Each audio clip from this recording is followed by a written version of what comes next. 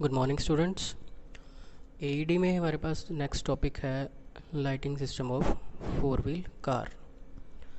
तो lighting system को हम स्टार्ट करेंगे बैटरी से। बैटरी हमारे पास होती है lead acid type storage battery है 12 वोल्ट की।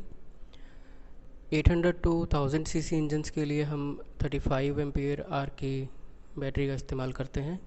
बैटरी का एक टर्मिनल जो है वो ग्राउंड किया होता है और दूसरा टर्मिनल जो है वो इग्निशन स्विच में जाता है। इग्निशन स्विच में 2 या 3 मोड्स होते हैं। जैसे ही हम की को इंसर्ट करके एक बार क्लॉकवाइज रोटेट करते हैं की को, तो उससे हमारे इंस्ट्रूमेंट्स और एक्सेसरीज़ को पावर जाती है। दूसरी बार की को रोटेट करते हैं तो इग्निशन सिस्टम को पावर जानी स्टार्ट हो जाती है। थर्ड टाइम पार्शली रोटेट करते हैं तो स्टार्टर मोटर को पावर जाती है, जिससे हमारा इंजन स्टार्ट हो जाता है। इसके आगे हमारे पास एमीटर कनेक्ट किया होता है जो कि बैटरी के करंट को मॉनिटर करता है। उसके बाद लगा होता है फ्यूज़। फ्यूज़ का क्या काम है कि कहीं भी मिस हैपनिंग हो या कोई शॉर्ट सर्किट हो तो हमारा सर्किट को ख़राब होने से बचाता है। फ्यूज़ ब्लो आउट हो जाता है। उसके बाद हमारे पास लगा हुआ है लाइटिंग स्विच। अब लाइटिंग स्विच के अंदर भी 2 या 3 मोड्स होते हैं। जैसे पहली बार हम अगर उसको रोटेट करते हैं तो हमारा जो इंस्ट्रूमेंट लाइट्स हैं वो ऑन हो जाती हैं और उसके साथ ही पार्किंग लाइट्स ऑन हो जाती हैं। इंस्ट्रूमेंट लाइट्स यानी कि जो इंस्ट्रूमेंट क्लस्टर में हमारे पास स्पीडोमीटर, टैकोमीटर वगैरह लगा है उसके अंदर जो बैकग्राउंड लाइट्स होती हैं वो ऑन हो जाती हैं।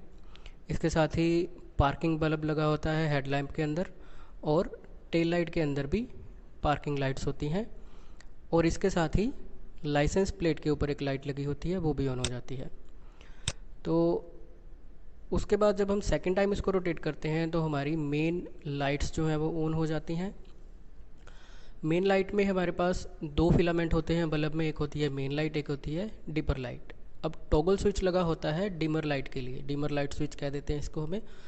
जैसे ही हम इसको डिमर लाइट स्विच को ऑन करते हैं तो हमारी डिप्ड लाइट ऑन हो जाती है, यानी कि लोअर बीम ऑन हो जाता है।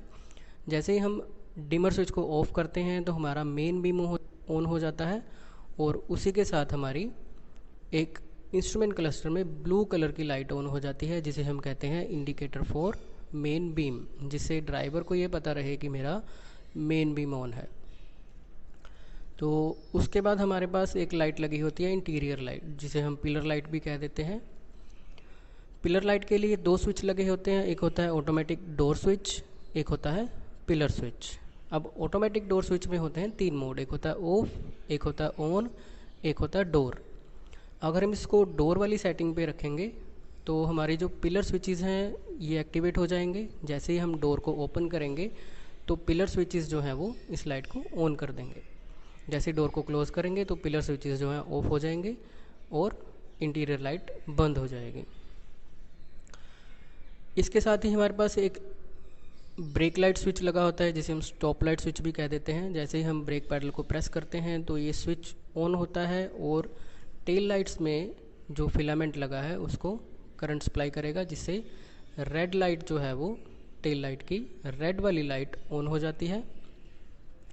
ये किस लिए लगाया होता है? ताकि जो हमारे फॉलोइंग व्हीकल्स हैं उन्हें हम वार्न कर सकें कि हमने ब्रेक अप्लाई की है, हम या तो व्हीकल को स्टॉप करने वाले हैं या उसकी स्पीड को रिटार्ड करने वाले हैं। तो ये था हमारा lighting system for 4 wheel car. इसको भी हमने फ्री हैंड ही ड्रॉ करना है शीट के ऊपर, किसी तरह की हमें डायमेंशन को फॉलो करने की ज़रूरत नहीं है।